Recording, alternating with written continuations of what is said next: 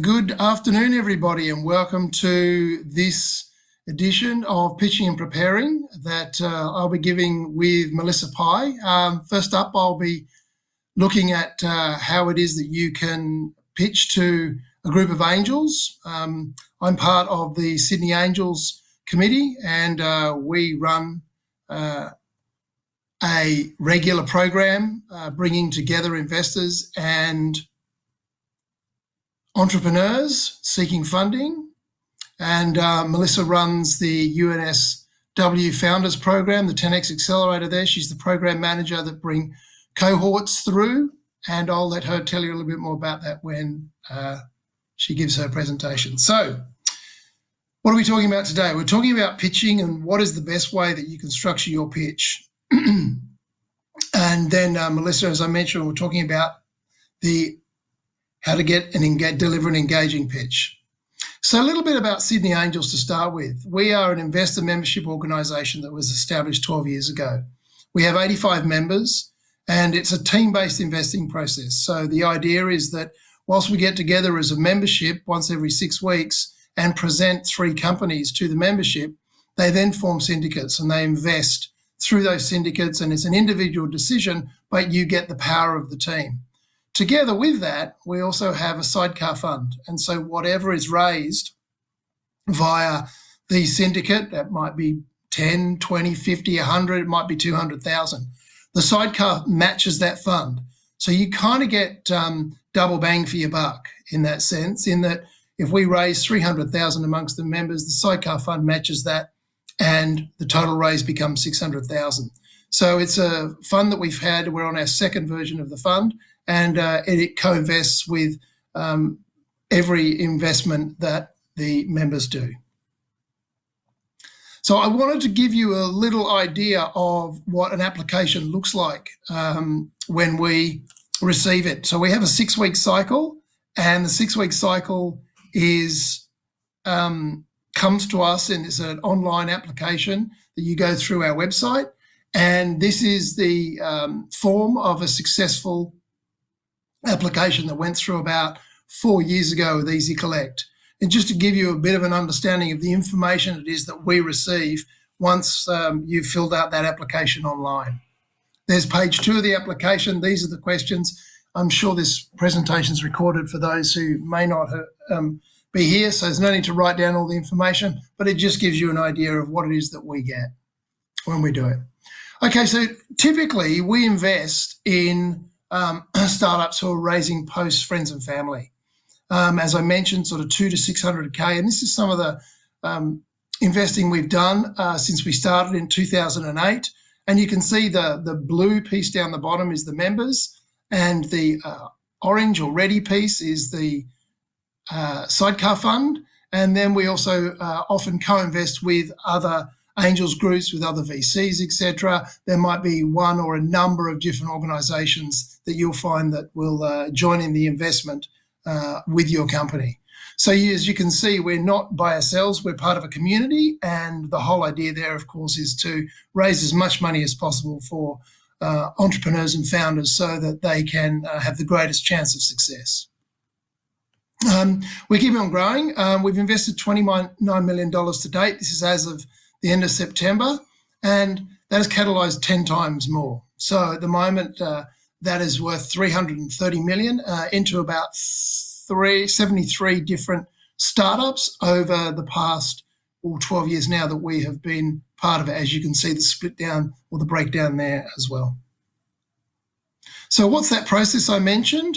Well, effectively, it's a 6-week cycle, and we get new deals that come in by the form of applications, and they come in, and then we review those every Friday. The committee gets together and we look at those deals, and from those we then rank them against the ones that we've received in that same 6-week period. As it mentions there, it's sort of 40 to 50. We then have a deal screen meeting where the top 6 go through, and then from that, with the deal screen meeting, which we had last night, we have a core group of members and committee members that are part of that, and we then rank the 6 that present into the top 3. Those top 3 then come and present at the members meeting, and from there, usually 1 to 2 get invested out of the 3, in each cycle. So it's sort of averaging somewhere between 6 and 12 companies a year that get invested in. On top of that, as you saw earlier, there was a lot of organisations that we've invested in the past, and we also continue to invest in those when they do further raises as well, so then they're continuing on their journey. As you can see, there's some statistics of what we are investing in over the period of time that we've been around. Some go on to raise a lot more money, and as it says there, 23 companies have raised over $2 million, and Easy Collect being the most recent one that has upped that raise. They just recently did their third raise at a valuation of $30 million, and as you can see, going up the ladder there, there's been some very large raises that have come through, initially started by the funding that the angels put in. Here are some exits that we've had over the past few years, I think a couple of years now, that we've had some very good exits that have come through both trade sales as well as IPOs. These are the companies we've invested in from the top 2009 right down to the most recent investments that we've made in 2020. That's that 73 companies that I was telling you about. And as you'd expect, some of them have gone on to greater things, and others have unfortunately gone by the wayside. It's quite a small percentage. I think it's less than 10% that have actually failed. So how is it that you pitch to the angels to secure funding for your venture? So what I'm going to try and do is just sort of give you an overview in this particular presentation. If you'd like, I can send this to you. I'm more than happy for anyone to see this. It's not proprietary or secret information. Angel investors are similar to other investors as well.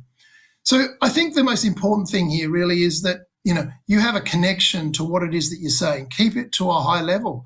Show your enthusiasm. If you've got a story about how it is that you came about this, tell the story. The story is really important because it helps the people that are in the audience, as I said, connect to what it is that you're doing.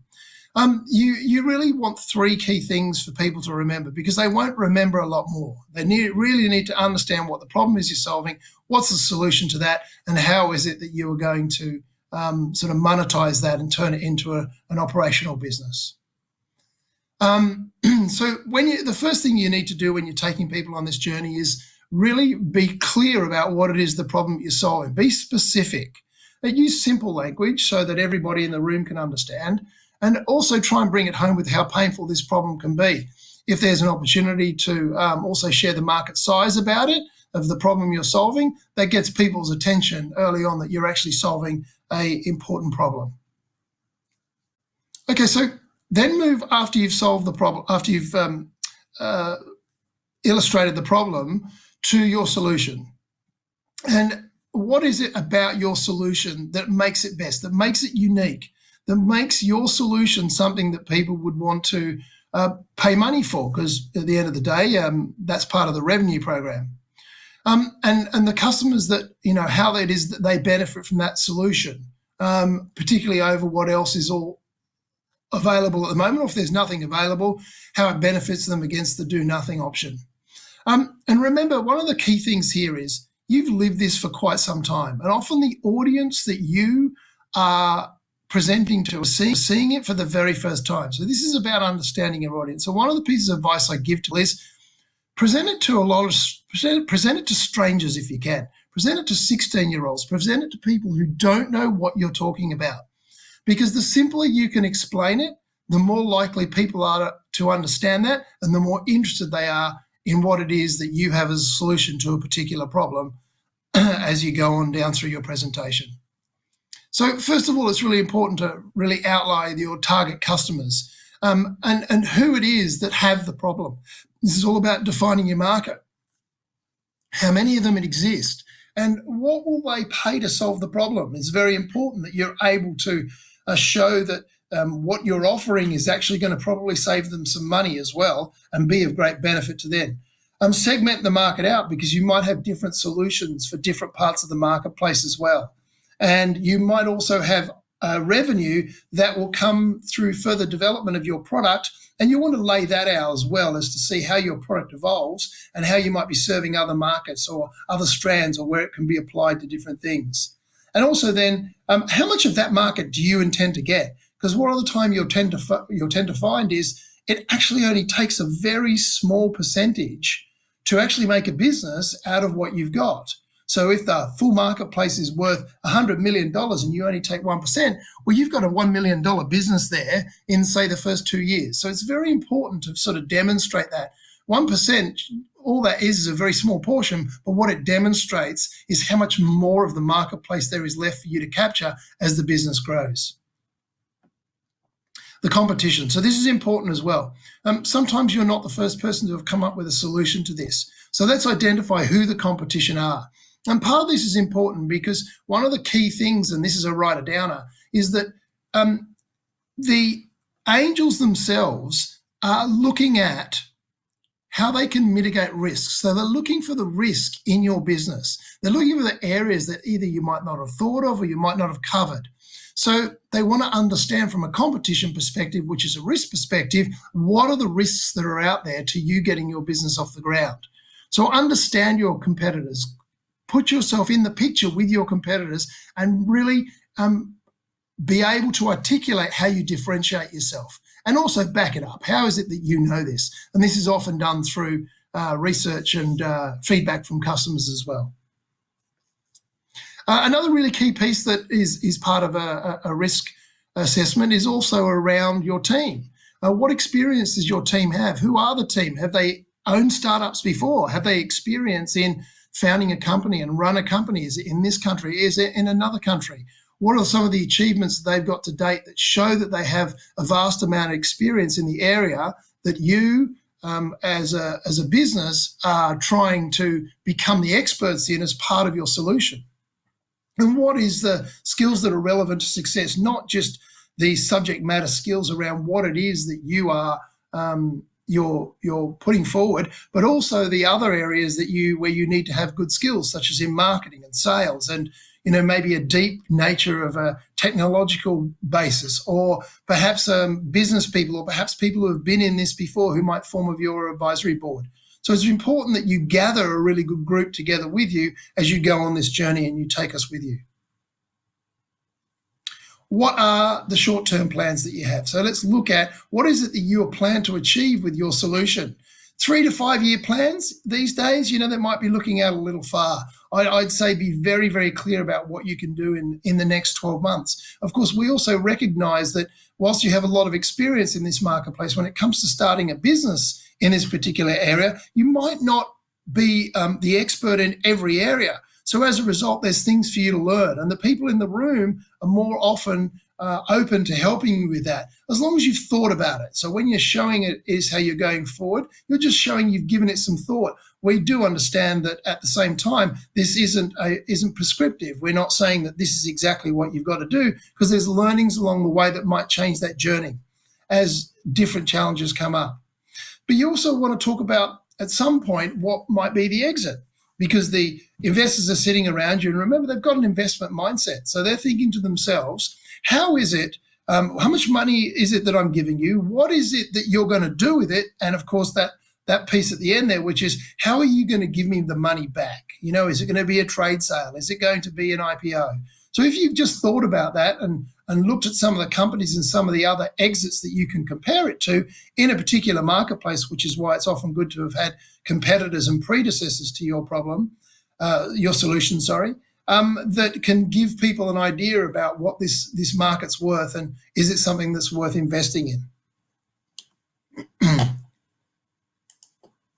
And it's important to be clear about how much capital it is that you require and what you're doing with the funds. We want to see that you're using it in the areas, or you're focusing in the areas that you might have identified as weak spots previously, where you need particular resources and people and experience, as well as obviously the sales and marketing side of the budget, which is often something that is required to grow the company and to scale it up, because when you're coming to us, you've usually proved the point. So you're now looking at scaling this. So be aware of that, as well as what you're using the funds. And what are the milestones you're going to achieve? How can we measure that you've achieved some of the things that you said you've achieved along the way that you set out to achieve, and show what those might be and how you can be measured against those. And also, if you've got future funding requirements, because we can't always expect that this is going to be a one and done, and most companies do go on to raise further money, particularly as they get more into the marketplace and they become more successful, their appetite for growth becomes greater as well, and usually growth is funded with more cash. And you have usually just generated business that is still proving and still scaling, but to scale even faster, you might often need further funds. Financial projections. These are really important as well because it puts the numbers against what it is that you say you're going to do. If you've got some actual financials that you've already done some business that give a historical view of what you've achieved, that's great as well. And assumptions. Assumptions are really quite important because, again, these are the sort of things that we can look at and some of the levers that can be pulled by changing these assumptions and manipulating them to understand what effect it has on the business, all around the whole idea of looking at your numbers, again, from the perspective of how do we mitigate the risk in these numbers and how do we get them to be a place that's more believable and make us want to put our money in. And have you raised any other capital? Are we part of a group that is raising here? As we said, we often team up with various groups to provide the most amount of funding and the greatest opportunity for a business to succeed. Structuring the deal. So when you're looking at structuring the deal, this is all around the valuation of the company. So and within that valuation, what investment gives the investors what percentage of the company. So if you can see that and lay that out in fairly clear terms, it's a simple to lay out, then it gives people an idea of what they will be owning as part of your business. What will be their stake in the business? State the pre and the post money valuation. That's really useful as well. And just on that note, the Angels has another course that's running just while it's topical. That is running on the Spark Festival by Adrian Bunter, which I highly recommend you get along to it if you can. This is all about how to value your startup.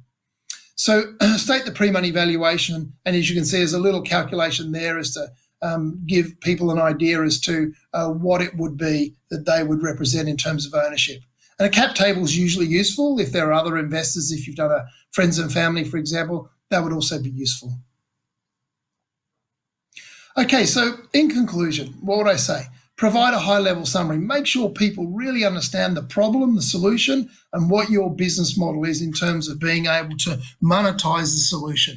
What are the 3 key points that you want them to leave with? What is it that you think are the key pieces of your business that sets you apart? You know, it might be your secret sauce, but it's really your differentiator that makes you the one that people want to understand more about. You want the investor, remember, at the end of the day, because at the end of the pitch, we do ask for hands up as to who would like to find out, more information before they go into doing the due diligence of a team of anywhere between 5 and 15 people, and we have a deal lead. So this directly follows the week after the members meeting.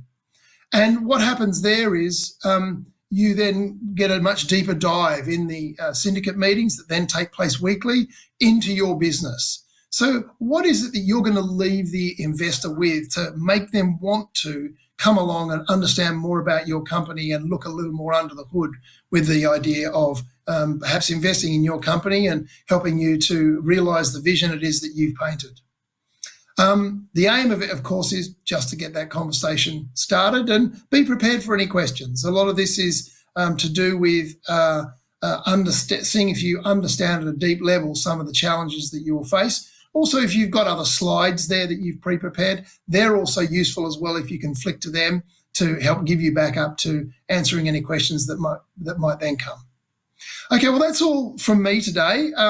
Thank you very much for your time. I hope you enjoyed that. I'd like to introduce Melissa to you, and she's going to go more into the actual presentation itself and the contents around that and how to deliver a great and engaging presentation. Thanks very much, guys. Cheers. Brilliant. Thank you very much, Greg.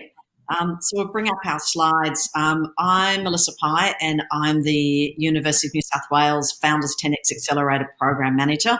And our Founders Program offers everybody at University of New South Wales, students, staff and alumni, the opportunity to explore ideas and build their businesses and I run the flagship program. So people that have decided to jump in boots and all into their startup, they can apply to be part of our program, and we become an investor in that program.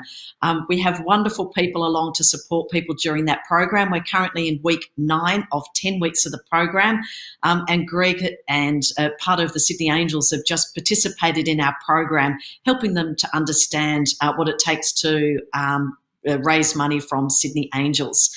So while Greg has gone through some of the content that needs to be delivered, I'm going to provide you with some tips about how to create an engaging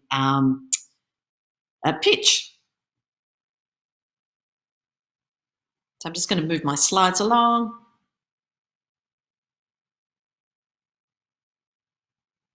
Brilliant. So there are 3 areas that I'm going to cover off today, and there are 3 key elements to a cracking pitch. That includes your story, your slides, and your delivery. This is what I call the pitch genius zone. This is where your story and the content that you've put together, along with your slides that matches your story, delivered in a really engaging, authentic way, that is absolutely the pitch genius zone. So in terms of the story, it's really important to tell a story. And if you can actually have connection to the story, it's going to make it far more engaging for the listeners, and it's going to ground that story in what you're doing and why you're doing it. We just had one of our teams as part of our cohort, Sarah for 4 Eyes, deliver their pitch. And she's an ophthalmologist. And what she did is included her story as part of the pitch. And with that, she included visuals of her actually in Papua New Guinea with the eye kit that she's got. So really include your connection to the story as part of your pitch. Have a really logical flow to that. And whilst we talk about it's important to have the problem solution, the size of the market, the team, the traction, your financials, create that in a really seamless story. So we highly encourage you, do not do a slide that has problem as the title, solution as the title. It makes it really clunky when you're going through that. So make that story as seamless as possible while hitting those key points. Practice different stories and see what actually resonates with people. Include the essentials only as part of your pitch telling story.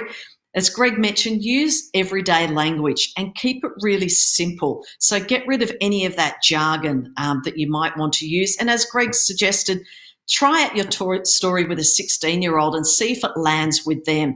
And it is an art to be able to create that story. It takes 5, 10, 15, 20 iterations to actually get that story right. A couple of years ago, I was on the first series of Shark Tank, and it took me probably about 50 iterations to get my pitch right that actually landed those key points really succinctly in a tight period of time. So it takes a lot of crafting to get to that point.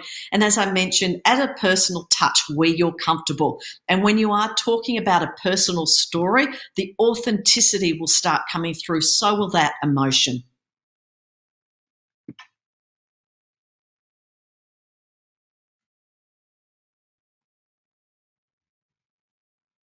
Just waiting for my clicker to actually connect again with the internet. So the second thing I wanted to talk about was the slides that you use. In a presentation format, the slides support you, not the other way around. Highly recommend having one topic per slide and use a minimum font size of about 24. On this slide, this is actually 30. Use minimal text. When you are using images, use high quality images and create that consistent look and feel to reflect your branding. Be as visual as possible, so use icons, use graphs, and always check your presentation before you actually present it. This is the part that I wanted to get to, was around the delivery. So there are 3 key areas when it comes to the delivery. You've got your words, you've got your nonverbal communication, and you've got your voice. So in terms of the words that you use your words. This will help create a far more engaging presentation because it's more natural for you to speak your own words than it is somebody else's words. Use emotive words as much as possible, and as mentioned, avoid using jargon. Jargon just doesn't land with people.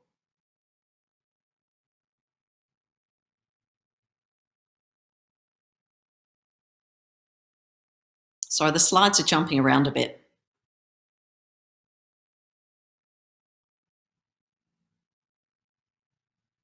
The second point I want to talk about,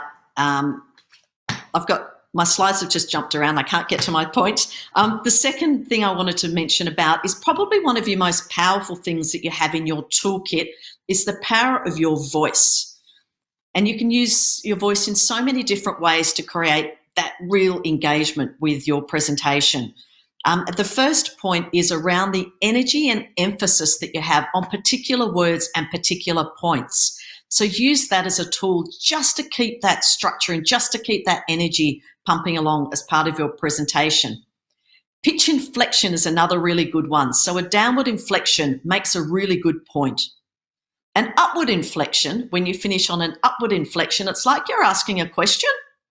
And when you speak and go with an upward inflection, sometimes that can come across as being uncertain. And remember, in your pitch, it's all about building your credibility and building confidence within the people that are watching your pitch that you actually know what you're doing.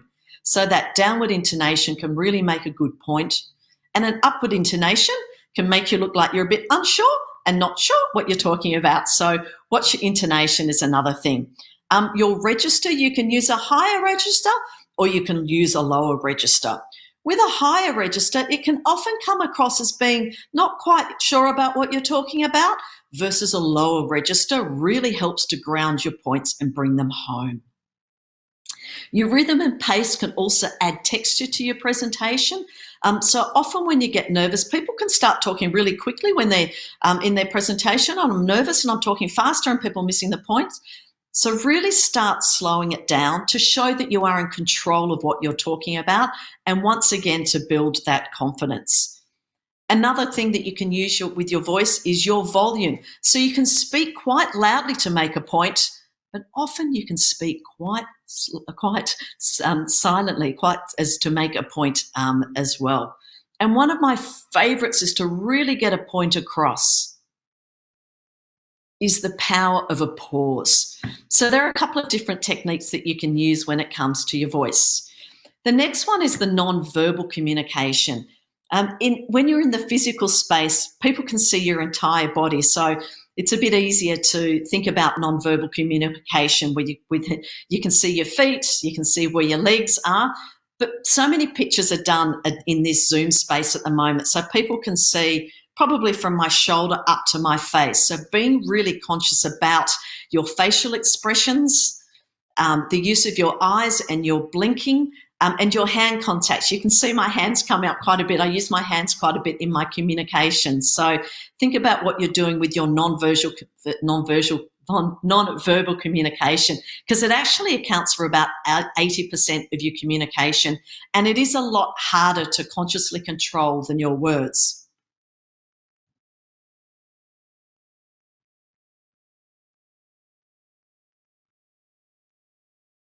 So you can see I'm trying to move my slides here. This isn't really easy with my little clicker not connected to the internet.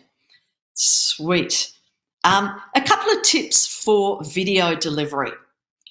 So with your eyes, try and look at the camera as much as you can. I've noticed that some people, and you can see me looking down at my clicker at the moment, looking down at your slides. So look at your camera as much as possible and help get that eye contact there. With your position, as you can see, I'm in the middle of my screen, and I've actually got the camera that is in line with my forehead here. So try and avoid being low like this, or not centered like this, or off-centered. In terms of lighting, try and get the lighting in front of you. Where possible, use natural lighting. If not, you can buy a light. It's called a ring light from Harvey Norman. You can buy them cheaper from Kmart, but they've sold out with COVID. You can pick up a light for about $100 and you put it in front of you, and that helps front light you so that people can see that good light on your face. I've met with many people who are sitting in the dark and I can't even see their face because it's so dark with what they're doing. So think about the lighting. Think about the sound. Some people have actually got professional microphones that you use for that. This is just done straight on my laptop at the moment, so hopefully you can hear me loud and clear. And it's worth testing the sound when you're doing it. Another tip when you're presenting on video is standing versus sitting. I always stand. It helps actually elevate your energy as well. So I stand, but see what you're comfortable with as well. Always have a think about what is on your background as well. I've actually art directed my background slightly, where I've actually got a pot plant. I've hidden some guff in that corner there. So it's a fairly simple background. Most of us are working from home at the moment, so it's actually okay to have a kitchen in the background. But when you're presenting, think about who might walk past as part of your background. So if you're from home, brief the kids, brief the partner, brief the flatmates, brief the pets that you're actually presenting at the moment. So hopefully avoid some people coming through into the background for that. Also, where possible, memorize your pitch. Try and avoid reading from a script. Memorize your pitch and use the slides as a cue for the next words that you'll be using. The other tip is to definitely rehearse. Record yourself rehearsing and look back at your rehearsal, look back at the recording and see where you can improve with your presentation. Couple of key tips, just to summarize what I've said, is don't bamboozle people with jargon. It's just use everyday language. Think that you're presenting to people who are not familiar with your technology, not familiar with your industry. So get rid of the acronyms and use everyday language. Don't bore them to sleep as well. Make sure it's interesting. Make sure it's engaging. Make sure you tell a story as part of what you're doing. Make sure that you use the voice tools that you've got available to you to help sending people to sleep. And also stick to your timing. So if you've been told that you've got 3 minutes to give a pitch, make sure that it is a 3-minute pitch. There's nothing worse than leaving something amazing right to the end just to be cut off. So that's all I wanted to take you through. We've now got an opportunity for some Q&A with both Greg and myself. So if there's any questions, I think that there were some questions that were going to be sent through to us. Hi, great, I'm back. There seems to be a bit of a delay on my screen with my voice and my lips. I have had one question come through, and that question was about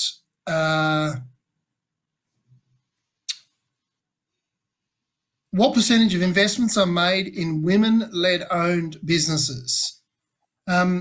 With the Angels, it's 22% with the Sydney Angels. I don't know about other Angels groups, but ours is basically completely agnostic of any kind of bias. And the main reason for that is because the sheets come through to us, we don't pay attention to typically the name of the person that is running it, whether they're male or female or whatever. So we keep this completely objective, to be quite honest. And that's the way that we run the Sydney Angels. There is no subjectiveness associated with male or female founders or any other subjective bias with the work that we do when investing in companies, because we're looking at the business and trying to understand the risks associated with that business. We're also trying to understand the risks associated with that person, as a leader of a company. And understand them from the perspective of that leadership role that they're undertaking, and are they equipped to do that? So there isn't anything that we consider in there from the perspective of that. So it's 22% of those. I have another question that's come in here, which is how large an investment is possible through the Angels? Well, the biggest investment I think we've done was $800,000. But that's not to say that we won't do a bigger one. It all depends on the opportunity. And as I said, that is usually 50-50. So 50% of that is the syndicate investment as part of the team-based investing, and the other 50% is from the sidecar fund that matches that. So the investment in that particular case would have been $400,000 from the members and $400,000 from the sidecar fund. Typically, though, the investment is between, I'd say, most commonly between $100,000 and $200,000 for the syndicates. So that doubles it up to $200,000 to $400,000 for the companies. Okay, do we have any other questions? Greg? Yep. Yeah, I'm not sure. This is a question we get asked all the time when it comes to pitching. And the question is, how many people should actually pitch? Our recommendations are, when you are pitching on stage, is that it's only one of them. And during, now that we're doing stuff by video, so we've got our demo night in a couple of weeks' time for our Accelerator program. And in some of the videos, they are going to actually be getting two of the people pitching, and that's because one of them's going to be doing a product presentation or a product demo for that. When it comes to pitching to Sydney Angels, what are your recommendations? Is it a full team? Is it one person? How are you working it at the moment in the video environment? That's a great question. We prefer to only have one person pitching like yourselves, and it's actually more so from coherence and the story and the way it flows. It makes much more sense if you keep switching between people. You get different styles, you get different emphasis. It can seem a little disjointed. I have seen one particular one that was very disjointed, where the two gentlemen switch between each other once, probably every minute. So my recommendation would be that one person does the pitch and you bring other folks along who have in-depth knowledge in particular fields within the business that are important to answer questions at the end. And I do have another question that's come in here. The question was, are there any specific tips around getting investment for not-for-profit companies? That's an interesting one. We haven't had many that have applied from a not-for-profit perspective. Most of the organisations that apply and get through and get funded are for-profit organisations. I would say that because one of the key things that investors are looking for is a return, I'm not sure that the Sydney Angels would be a target specifically for looking at not-for-profit companies, even though it is that you're running a business and offering a service and everything that you do is still the same. I think that that would be more of a philanthropic organisation that might perhaps be the place to turn to for that, where getting a return on the money wasn't one of the remits of an organisation such as it is for the Sydney Angels. Without knowing where that question came from, so we've had people approach us as being a not-for-profit, and we've asked them if they can actually think about their business or reframe it or set it up as a social enterprise instead. So it's not not-for-profit status, it'll be company status, so slightly different. And we've had companies that have successfully done that because it still meets the needs or the purposes of why they've set up the business. And even with a social enterprise, it's really important to have a sustainable business model for a social enterprise, so all the profits can go straight back into whatever problem that you're trying to solve, but having a sustainable business model. So not relying on fundraising all the time, which can be really difficult, but have a way of generating revenue and then disperse that revenue in however you want to support that enterprise. So social enterprises are becoming really, really popular, and there are quite a few investment funds and VC that are specifically investing in social enterprises. So without knowing what your business is, that's another avenue that you can go down as well. Great, that's great advice. I might swing around and ask you, sort of pop that question back on to UNSW just as an understanding, to get an understanding of who's coming through your Accelerator program and what the percentage of female-led founders are within your cohorts. Do you have any numbers on that, Melissa? Yep, we actually have, we're very much about supporting female founders. We have a specific program called the New Wave Program. We run that, it's a 2-week full-time program that we run twice a year, as well as monthly workshops as well, to encourage more female entrepreneurs into the ecosystem. So that's anybody at university, student, staff or alumni, anything from an idea stage up to startup stage. And we've had one team called Giveable that went through the New Wave program last year, then into our pre-accelerator program last year, and then into our 10X program last year as well. So we are very much about supporting female founders.